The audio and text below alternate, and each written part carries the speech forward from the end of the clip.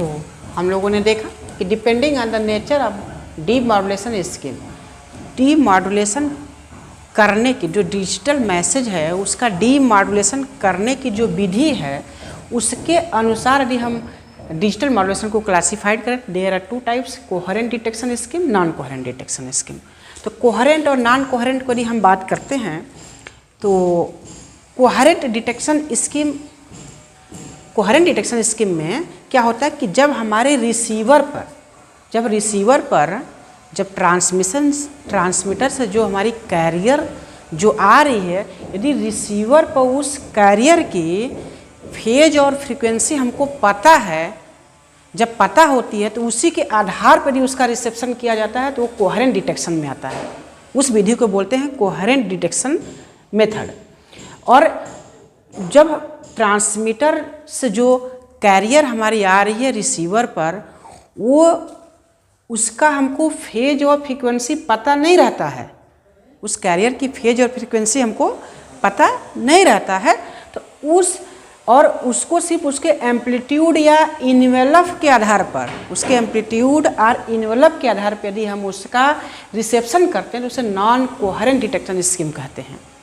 तब बात करते हैं कोहेरेंट डिटेक्शन स्कीम में, हमारा ट्रांसमीटर से लेकर रिसीवर तक, ट्रांसमीटर से लेकर रिसीवर तक जो बीच में जो हमारी कैरियर है, इसका फेज और फ्रीक्वेंसी ये यहाँ पे इसको मिल रहा है, तो इसको बोलते हैं कि हमारी कैरियर क्या है, सिंक्रोनाइज्ड है। कैरियर क्या है, सिंक्रोनाइज्ड है, तो इसलिए इसको बोलते हैं सिंक्रोनाइज्ड मेथड भी बोलते हैं। जबकि यहाँ पर कैरियर का हमको ट्रांसमीटर से जब चलकर कैरियर पर कैरियर जब ट्रांसमीटर से चलकर रिसीवर तक पहुँचती है, तो जो रिसीवर पर जो हमको कैरियर मिल रहा है उसका हमको न तो फेज पता है न तो फ्रीक्वेंसी पता है, उसका सिर्फ एम्पलीट्यूड हमको पता है, उसका सिर्फ हमको एम्पलीट्यूड पता है। तो इसी एम्पलीट्यूड अथवा इन्वेलप के आधार पर, इन्वेलप समझ रहे हैं ना, जैसे मान लीजिए मॉड्यूलेटेड सिग्नल ऐसे ऐसे जा रही है ऐसे, जिसके ये ऊपर वाला जो पार्ट है ना, ये इसे इन्वेलप, इसी इन्वेलप के आधार पर ही उसका हम रिसेप्शन करते हैं, डीमॉड्यूलेशन करते हैं, तो वो वाली विधि नॉन कोहेरेंट डिटेक्शन कहलाती है। इसे हम लोग असिंक्रोनस मेथड भी कहलाती है, इसको हम लोग असिंक्रोनस विधि भी कहते हैं, इसको सिंक्रोनस विधि कहते हैं। ठीक है, बातें समझ में आ गई। तो डिजिटल कम्युनिकेशन का हमने टाइप्स को देखा, और यहाँ पर मैंने इसको एक लिख भी रखा है, देखिए कोहेरेंट डिटेक्शन को क्या कहते हैं, which method of detection when the carrier in the receiver is, when the carrier in the receiver पर जो कैरियर है is in synchronized with that of the transmitter, मतलब जो कैरियर हमको रिसीवर मिल रही है वो ट्रांसमीटर के साथ यदि सिंक्रोनाइज्ड है तो उसे कहेंगे कोहेरेंट डिटेक्शन। तो बात समझना क्या, फिर से which method of the detection when the carrier in the receiver is in synchronize with that of the transmitter is called coherent detection. मतलब डिटेक्शन की वह विधि, सिग्नल को रिसीव करने की वह विधि जिसमें कैरियर ट्रांसमीटर और रिसीवर के साथ सिंक्रोनाइज्ड है, उसे कहेंगे कोहेरेंट डिटेक्शन। इसमें क्या होता है, इसमें सिंक्रोनस डिटेक्शन होता है, तो इसीलिए इसको बोलते हैं सिंक्रोनस मेथड भी इसको बोलते हैं। इसको हम लोग इस कोहेरेंट डिटेक्शन विधि को बोलते हैं सिंक्रोनस विधि। तो इसमें सिंक्रोनस डिटेक्शन है, क्यों, क्योंकि ट्रांसमीटर और रिसीवर के बीच में जो कोहेरेंट है वो सिंक्रोनाइज्ड कंडीशन में होता है। और इस रिसीवर में लोकल ऑसिलेटर या कैरियर फेज रिकवरी सर्किट का हम लोग उपयोग करते हैं। भाई ये इस वाले जो कोहेरेंट डिटेक्शन होता है इसमें हम लोग रिसीवर पर लोकल ऑसिलेटर और कैरियर फेज रिकवरी सर्किट का उपयोग करते हैं, जबकि उसमें नहीं करते हैं, नॉन कोहेरेंट में नहीं करते हैं, इसका जरूरत नहीं है। यह मेथड अधिक, ये जो कोहेरेंट डिटेक्शन है ये ज़्यादा एक्यूरेट डिटेक्शन करता है, इसमें एरर बहुत कम पाया जाता है, जबकि नॉन कोहेरेंट वाले में उतना एक्यूरेट डिटेक्शन नहीं होती है, उसमें एरर भी ज़्यादा पाया जाता है। तो यही मैंने लिखा कि यह मेथड अधिक एक्यूरेट कम एरर वाला होता है, बट इसकी जो सर्किट होती है थोड़ी सी जटिल हो जाती है, कॉम्प्लेक्स, मतलब थोड़ी सी हमारी इसकी सर्किट जटिल हो जाती है। तो आपको हम यदि कोहेरेंट डिटेक्शन की बात करें तो आप ये कह सकते हैं, एक ऐसे भी परिभाषा लिख सकते हैं कि डिटेक्शन की वह विधि जब रिसीवर पर कैरियर की सही फेज और फ्रीक्वेंसी का पता हो जब रिसीवर पर कैरियर की सही फेज और फ्रीक्वेंसी का पता हो तो इस प्रकार के रिसेप्शन को कोहेरेंट डिटेक्शन कहते हैं। जब हमको रिसीवर पर कैरियर की फेज और फ्रीक्वेंसी के सही पता न हो, सिर्फ उसके एम्पलीट्यूड या इन्वेलप के आधार पर उसका डिटेक्शन किया जाए तो उसे कहते हैं नॉन कोहेरेंट डिटेक्शन मेथड।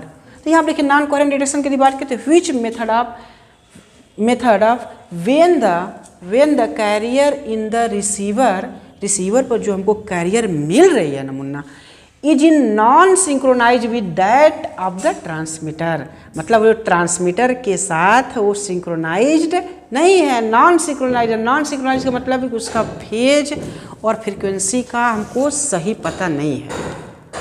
भाई ट्रांसमीटर पर जो फेज था वही रिसीवर पर हमको फेज पता चल जाए तो उसको बोलेंगे सिंक्रोनाइज कंडीशन में है, फेज का पता ही नहीं चल रहा तो उसको बोलेंगे नॉन सिंक्रोनाइज कंडीशन में मिल रही है। तो इस प्रकार के विधि को हम बोलेंगे नॉन कोहेरेंट डिटेक्शन। यार इतना आसान तरीके से हम बता रहे हैं, यदि आपको ये चीज़ें समझ में आ जाती है ना तभी आपको कोहेरेंट और नॉन कोहेरेंट की चीज़ें भी समझ में आएगी। ये परिभाषा ही है, पहले इसको समझना है उसके बाद ना आप पढ़ेंगे इसमें कौन कौन चीज़ें आती है, एस के कैसे होता है, एस के कैसे होता है, पीएस के, सब सारे का हम लोग प्रोसेस विधि भी पढ़ेंगे, इसका डायग्राम बनाएंगे, वेव डायग्राम बनाएंगे, सारे को हम लोग को पढ़ना है। ठीक है, तो हमने बताया इसमें कैरियर फेज रिकवरी सर्किट की आवश्यकता नहीं होती है क्योंकि फेज में हमको उसका फेज मिल ही नहीं रहा है तो हम क्या रिकवर करेंगे, कर ही नहीं पाएंगे। सर्किट सरल होता है, इसका सर्किट बहुत सिंपल होता है लेकिन एरर अधिक होता है। ठीक है, ये एडवांटेज और डिसएडवांटेज है। इसमें असिंक्रोनस डिटेक्शन, इसे असिंक्रोनस डिटेक्शन मेथड भी कहा जाता है, जबकि इसको सिंक्रोनस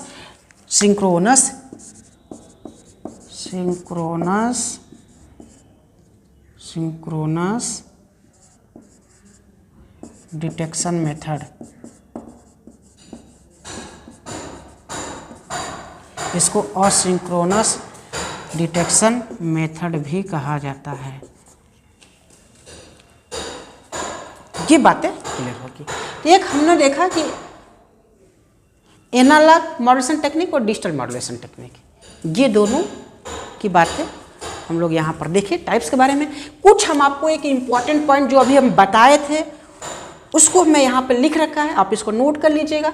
हम इसको बता चुके हैं, जैसे बाइनरी सिग्नलिंग में हमने क्या करते हैं, जो मॉड्यूलेशन का 2 लेवल्स में करते हैं, जबकि एम एरे में क्या करते हैं हम लोग m लेवल्स में करते हैं। इसका फायदा क्या होता है, इसका एडवांटेज क्या है, हमने इसको variant basic digital modulation technique क्यों लाए, इसका कुछ फायदे होंगे। ठीक है, तो इसका एम एरे सिग्नलिंग स्कीम से क्या होता है, मॉड्यूलेशन करने से क्या होता है, उसका ट्रांसमिशन रेट बढ़ जाता है और उसके बैंडविड्थ में भी बहुत ज़्यादा सुधार हो जाता है, इसलिए ये ज़्यादा बेटर है एम एरे सिग्नलिंग। तो यहाँ पे मैंने लिख रखा है कि इन बाइनरी सिग्नलिंग स्कीम इसमें the parameters of the carrier wave are varied between only 2 levels. 2 levels में वेरी होता है, सिर्फ किसमें 2 लेवल्स में, 0 या 1 में, 2 लेवल्स में, जबकि they are varied between m levels in case of the m ary signaling. तो m एरे सिग्नलिंग में वो क्या होता है, m लेवल्स में वो वेरी होता है, ये हम बता चुके हैं आपको।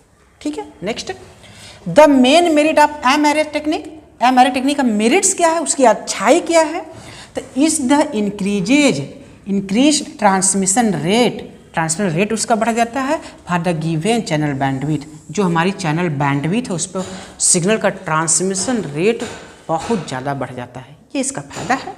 ठीक है, हम आज का ज़माना तो यही है, जितना तेज़ी से हमारी इन्फॉर्मेशन तेज़ी से स्पीड में जा रही है, जैसे आप 5G 6G नहीं करो, हमको भी 6G चाहिए भैया, 5G नहीं हमको 6G चाहिए, तो ट्रांसमिशन रेट बढ़ाने के लिए सारा काम हो रहा है। तो ये ट्रांसमिशन रेट हमारा इस सिग्नल का यहाँ पर ट्रांसमिशन रेट बढ़ जाता है।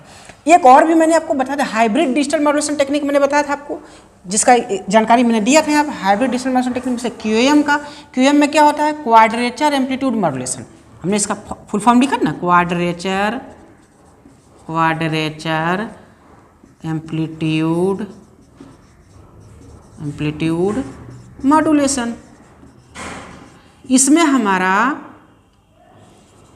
फेज प्लस एम्पलीट्यूड कैरियर का दोनों बदलते हैं इसमें, तो इसमें फेज मॉड्यूलेशन और एम्पलीट्यूड मॉड्यूलेशन दोनों होता है, इसलिए इसको बोलते हैं क्वाड्रेचर एम्पलीट्यूड मॉड्यूलेशन। तो ये हाइब्रिड, ये क्या है, हाइब्रिड डिजिटल मॉड्यूलेशन टेक्निक है, ठीक है। तो involving more than one parameter variation, ये क्या होता है, इसमें एक पैरामीटर से ज़्यादा पैरामीटर चेंज होते हैं, किसमें, हाइब्रिड डिजिटल मॉड्यूलेशन टेक्निक में, ठीक है। जैसे मैंने QM दिया है, quadrature amplitude modulation plus amplitude modulation plus फिर ये आपको ऐसे लिख दिया कि आप लिख लेंगे सिस्टमेटिक वे में।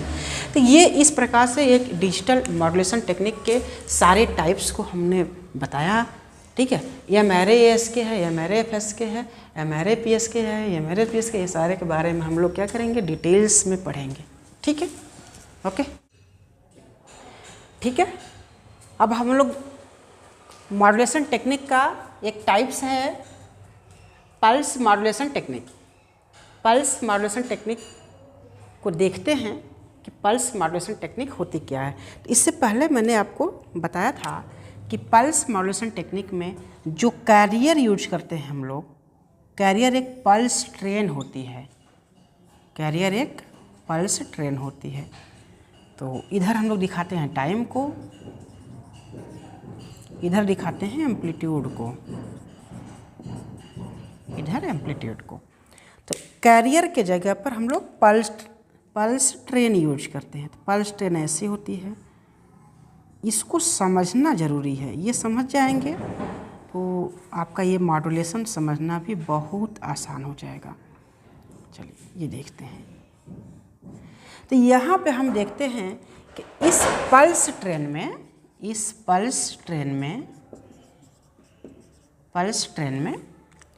क्या क्या चीज़ें हैं, इसके पैरामीटर्स क्या हैं। इस पल्स ट्रेन के हम लोग पैरामीटर्स देखते हैं कि पैरामीटर्स क्या क्या हैं इसमें।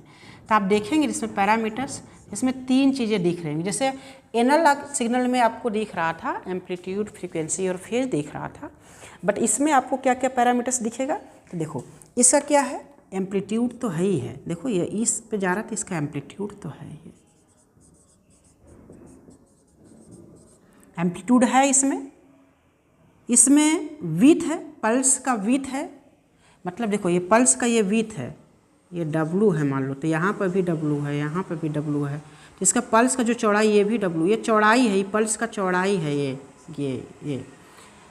तो दो ये जो लाइन है ना इसके बीच का, देखो ये यहाँ पर इसकी जो चौड़ाई है, इसकी जो चौड़ाई है, ये पल्स विथ है, ये पल्स विथ है। तो हम इसका एम्पलीट्यूड है, इसमें विथ है, क्या है, पल्स का विथ है, या इसी को ड्यूरेशन भी बोलते हैं, ड्यूरेशन भी बोलते हैं इसको। एक तीसरा पैरामीटर इसमें दिख रहा होगा पोजीशन। इसमें सारे पल्स के जो पोजीशन है, ये पहला वाला पल्स का पोजीशन यहाँ पर सेम उसी टाइम के बाद शुरू हो जाए, लेकिन हो सकता है इसका पोजीशन बदल भी सकता है, फर्स्ट सेकंड थर्ड तक जाते जाते इसका पोजीशन बदल भी सकता है। इसमें 3 पैरामीटर्स है।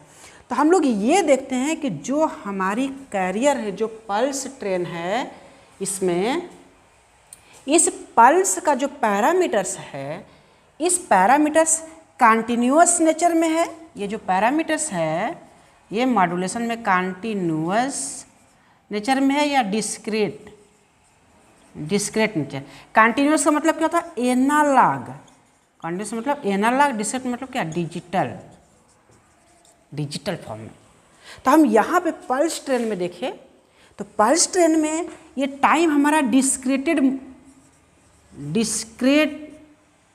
टाइप का है, डिस्क्रीट मतलब डिजिटल फॉर्म में है, डिजिटल। देखिए यहाँ पर T ऑफ है, यहाँ पे ऑन है, मतलब यहाँ पे सिग्नल मिल रही है, यहाँ पर नहीं मिल रही। ये कंटिन्यूअस नहीं है, ये कंटिन्यूअस नहीं है। जबकि एनालॉग सिग्नल आप देख रहे थे ना, टाइम एकदम कंटिन्यूअस चल रहा था, मतलब यहाँ से टाइम चल रहा था, इस टाइम पे इतना, इस टाइम पे इतना, इस टाइम पे इतना, इस टाइम पे इस टाइम, सारे के सारे ये वैल्यू पॉइंट, ये यहाँ पर टाइम क्या था आपका, कंटिन्यूअस था। लेकिन यहाँ पे क्या है, डिस्क्रिटेड मोड में है टाइम। तो ये देख रहे हैं ना, यहाँ पे टाइम ये ऑफ है, ये ऑफ है, यहाँ पे ऑन है, यहाँ पे सिग्नल हमको मिल रही है, ये सिग्नल मिल रही है हमको, यहाँ मिल रही है, यहाँ नहीं मिल रही है, यहाँ मिल रही है, यहाँ मिल रही है, यहाँ मिल रही है, यहाँ नहीं मिल रही है, यहाँ नहीं मिल रही है, T on T of, T on T of, T of, मतलब ये कॉन्टिन्यूस नहीं है, किसमें, डिजिटल मोड में, डिस्क्रिटेड मोड में। तो आप पल्स ट्रेन में आप ये देख रहे हैं कि इसका जो टाइम है वो डिस्क्रेट मतलब डिजिटल मोड में है। अब बात करते हैं इसके पैरामीटर। तो इसके पैरामीटर एम्पलीट्यूड, विड्थ, पोजीशन, ये एनालॉग में है या डिस्क्रेट मोड में है, इसके आधार पर ये दोनों फॉर्म में हो सकते हैं, इसको दोनों फॉर्म में बनाया जा सकता है, दोनों फॉर्म में बन सकता है। इसीलिए इसको हम लोग 2 टाइप्स में क्लासिफाइड करेंगे इसी के आधार पर। तो देखिए यही मैंने लिखा है कि depending on whether the parameter of the pulse का जो पैरामीटर्स है वो कंटिन्यूअस और डिस्क्रिटेड इन नेचर है, वो कंटिन्यूअस है कि वो डिस्क्रेट इन नेचर है। तो इस प्रकार हम पल्स मॉड्यूलेशन टेक्निक को 2 टाइप्स में क्लासिफाइड कर सकते हैं, एक पल्स एनालॉग मॉड्यूलेशन टेक्निक और पल्स डिजिटल मॉड्यूलेशन टेक्निक। अब इसके पैरामीटर्स एनालॉग नेचर में है कि इसके पैरामीटर्स डिजिटल नेचर में है, इस आधार पर हम इसको क्लासिफाइड करते हैं। तो 2 टाइप्स में इसको क्लासिफाइड कर सकते हैं, पल्स एनालॉग मॉड्यूलेशन टेक्निक और पल्स डिजिटल मॉड्यूलेशन टेक्निक। तो यहाँ पर इसके पल्स एनालॉग मॉड्यूलेशन टेक्निक यदि हम बात करें तो इसे 3 टाइप्स होते हैं, PAM, PWM, PPM। PM का मतलब होता है पल्स एनालॉग मॉड्यूलेशन, मतलब यदि हम इस कैरियर पल्स ट्रेन का पल्स एज ए कैरियर है ना यहाँ पे, तो इसके एम्पलीट्यूड को मैसेज सिग्नल के अनुसार बदलते हैं तो बोलेंगे उसको पल्स एम्पलीट्यूड मॉड्यूलेशन है, पल्स विड्थ मॉड्यूलेशन या पल्स ड्यूरेशन मॉड्यूलेशन। यदि हम मैसेज सिग्नल के अनुसार इस पल्स ट्रेन के विड्थ या ड्यूरेशन को बदलते हैं तो उसको बोलेंगे पल्स विड्थ मॉड्यूलेशन है। इसके हम यदि पोजीशन को बदलते हैं, पल्स ट्रेन का एक क्या है पैरामीटर है पोजीशन, यदि पोजीशन को हम मैसेज सिग्नल को साथ बदलते हैं पल्स पोजीशन मॉड्यूलेशन कहलाता है। कितना आसान है। तो ये जब तक चीज़ें समझ में नहीं आती हैं तभी तक वो कठिन है, नहीं तो फिर समझ जाने के बाद तो आसानी हो लगती है। तो ये क्या कोई कठिन था? नहीं। तो ये समझना, यदि आपको समझ में आ गया तो इतना रटना नहीं पड़ेगा, आपको सारे चीज़ें आपको क्लैरिफाई हो जाएंगे। अब यहाँ हम लोग बात करते हैं पल्स डिजिटल मॉड्यूलेशन टेक्निक में। तो पल्स डिजिटल मॉड्यूलेशन टेक्निक में हमारा जो टाइम होगा, भाई टाइम इसमें भी जो पर्सन टाइम डिस्क्रेट है, डिस्क्रेट मोड में है, डिजिटल मोड में है, इसमें भी time discrete mode digital mode में ही है, बट इसके जो पैरामीटर्स हैं वो क्या होते हैं, डिजिटल होते हैं यहाँ पे डिजिटल मॉड्यूलेशन में। तो चलिए ठीक है, ये बातें मैंने यहाँ पर लिखा भी है, यहाँ पर देखेंगे तो the parameters of the pulse amplitude width and position are continuous in nature. Parameter of the pulse amplitude इतना या कंटिन्यूस है। तो ये पल्स के जो पैरामीटर्स हैं वो एम्पलीट्यूड विड्थ कंटिन्यूअस नेचर में क्या होते हैं, कंटिन्यूअस होते हैं, मतलब एनालॉग नेचर में होते हैं। In case of pulse analog modulation time is discrete digital और digital but the pulse parameter are analog. तो हमारा एनालॉग मॉड्यूलेशन टेक्निक में, पल्स एनालॉग मॉड्यूलेशन में जो हमारी टाइम होती है वो डिस्क्रेट या डिजिटल फॉर्म में होती है, बट पल्स का जो पैरामीटर होता है वो एनालॉग में होता है। ये हम बता चुके हैं, ये लिख दिया कि आपको लिखने में आसानी होगी, हम बोले नहीं लिख पाए आप, ठीक है। वेयर जबकि in case of the pulse digital modulation technique में हमारा time and pulse parameter are discrete, दोनों के दोनों डिजिटल मोड में होते हैं। क्लियर हो गया ये चीज़ें। अब हम लोग अभी ये हमने, अब एक चीज़ और भी छूट गया आपका, देख लेते हैं। जो इसमें मैसेज होता है पल्स मॉड्यूलेशन टेक्निक में जो हमारी मैसेज होती है वो तो एनालॉग या डिजिटल दोनों हो सकती है, एनालॉग या डिजिटल दोनों हो सकती हैं, ठीक है। पल्स कैरियर पल्स ट्रेन होती है और मॉड्यूलेटर जो वेव होती है वो एनालॉग या डिजिटल दोनों में। Analog modulation pulse analog modulation करें तो हमारा मॉड्यूलेटर वेव एनालॉग निकलेगी और डिजिटल पल्स डिजिटल मॉड्यूलेशन से जो मॉड्यूलेशन करके निकलेगी वो मॉड्यूलेटर वेव क्या होगी, डिजिटल मॉड्यूलेशन। तो इस प्रकार से हमने सारे इंट्रोडक्शंस को हमने ख़त्म कर दिया। अब आगे हम लोग डिटेल में पढ़ेंगे और नेक्स्ट क्लास में हम लोग एनालॉग मॉड्यूलेशन हम लोग एम्पलीट्यूड मॉड्यूलेशन से शुरू करेंगे। तो ओके बच्चों, थैंक यू।